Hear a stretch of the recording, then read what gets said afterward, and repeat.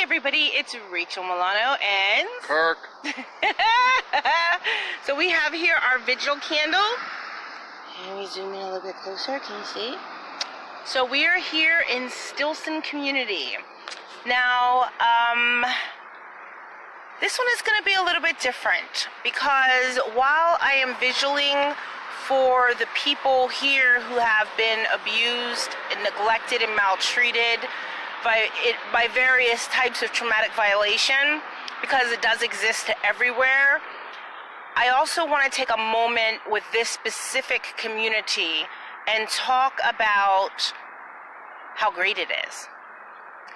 I stayed in this community for 3 nights, and the first night I stayed with a lovely couple, and the second night I stayed with another lovely couple, because it took me about 4 or 5. Are you okay today?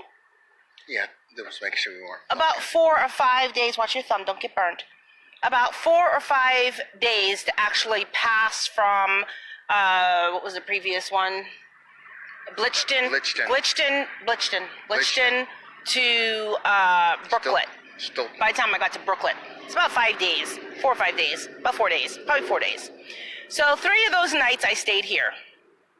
In any event, what I was impressed upon the most was what a family-oriented community this was. And I was adopted. I was adopted at 11 years old, and my sister died while in foster care when she was 7 and I was 6. We were a year and 10 days apart, so my mom dressed us like twins, and we kind of lived like we were twins. In any event, when I was adopted, it in itself was traumatic. My adoption was an open adoption. My mom didn't adhere to the open adoption rules, and she stalked me at my school, and I was states away. And so my brother, who was also adopted, was a state away. So I was in Pennsylvania and he was in Maryland, and my other sister was still in New York. So we were all separated. And it can be very traumatic to not have the opportunity to say goodbye to your siblings, to know that you will never see them again, and just suddenly you're not seeing them again. It carries its own weight and its own burdens and its own sorrows and its own grief. So adoption, while being life-saving, is also carries its own baggage of trauma, its own, there's a lot of mosquitoes out here, its own hardships and trials and tribulations. So this community, when I came here, see our candle's still lit here for Stillson community survivors and those who departed. But when I came here, the first thing I thought was, oh my gosh, all these people here should be foster and adoptive parents.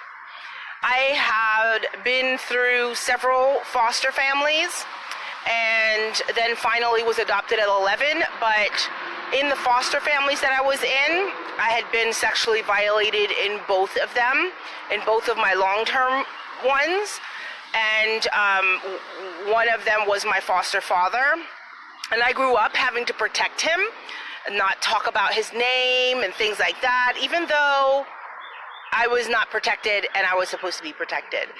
So it was very, very difficult to figure out my place in life and my value in life when I had been used to being treated much like garbage. I had to go to foster homes and be rejected by them. They would watch me play with other children, and if they didn't like how I interacted with those children and I wasn't a fit for their family, it was no. So I would feel very hopeful in my drive with my wonderful social worker to these foster homes who would in turn reject me. A lot of times I was not a color match, and sometimes I just wasn't a mental health match.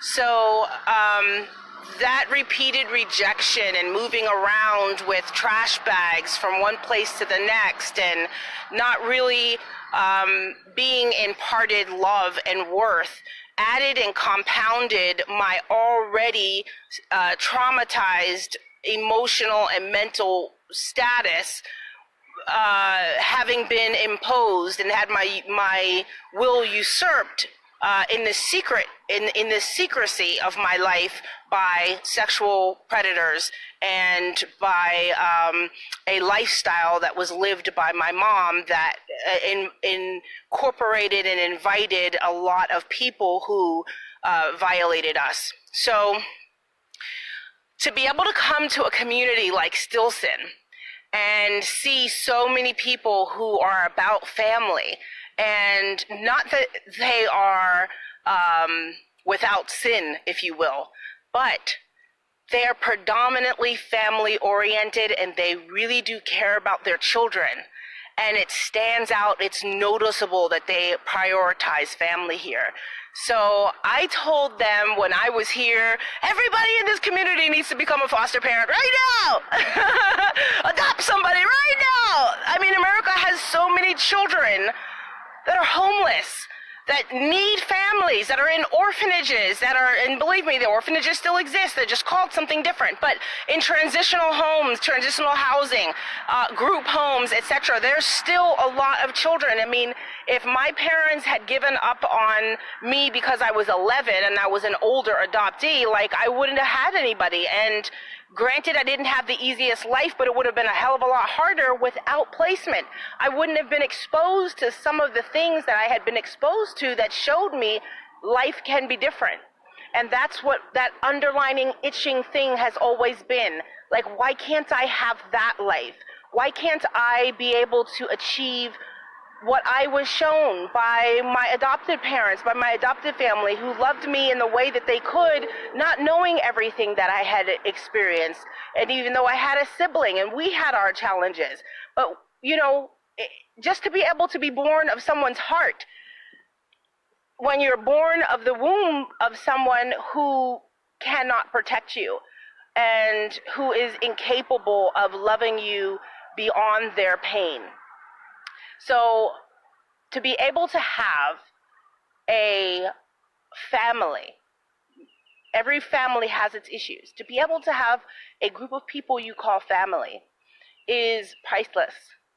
And it is my hope that good communities like this step up to the plate and offer the love that they share with their own children to children and give birth from the heart to children who need a family.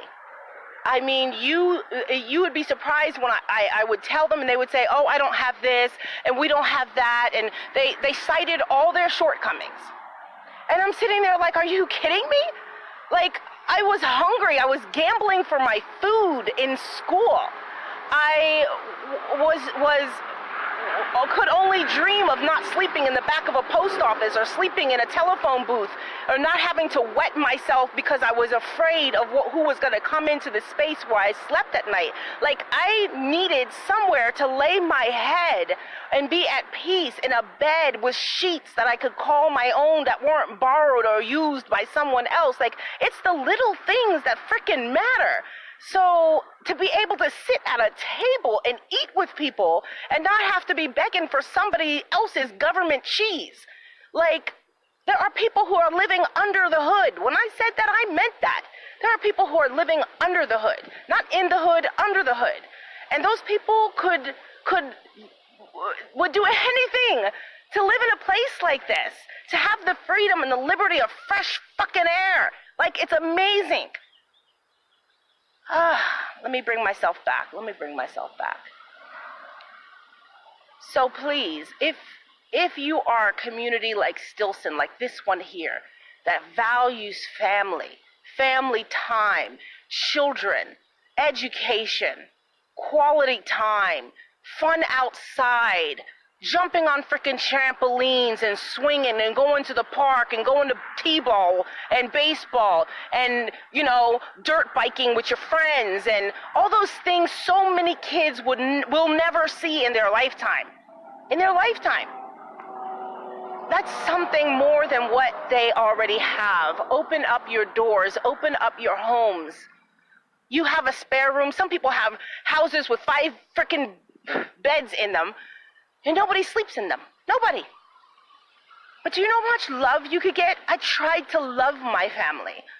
As broken as I was spiritually, emotionally, physically, I appreciated the love. And in my weird, unknowing how to fumble through emotions and feelings, I wanted to love someone back. Give somebody that opportunity. Give somebody that opportunity. How much does it really cost you? How much does it really cost you? Stop worrying about what you don't have. You will never be ready. Listen, I had my children, I was never ready. I had my first child at 18 years old. And my children are beautiful. Don't focus on the things you don't have. They're going to come along. What you need will be supplied you. When I pushed this with this wagon, I packed it up with all this shit I thought I needed. In the end, I couldn't even get over this next series of hills coming up in a town called Hope You Like It. It was a joke on me. I'm going to show you.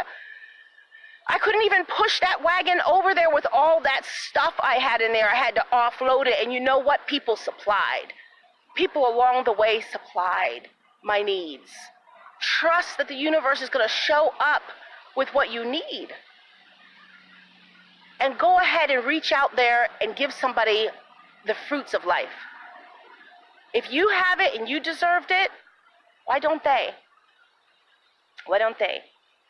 So yes, Stillson, we do remember you, and we remember all your hardships and your trials and your tribulations and those who have violated you.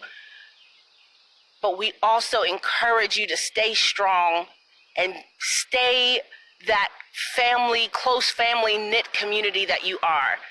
And consider being a community of diversity by grabbing onto the arms and the hands of children seeking rescue, seeking to be rescued in this nation.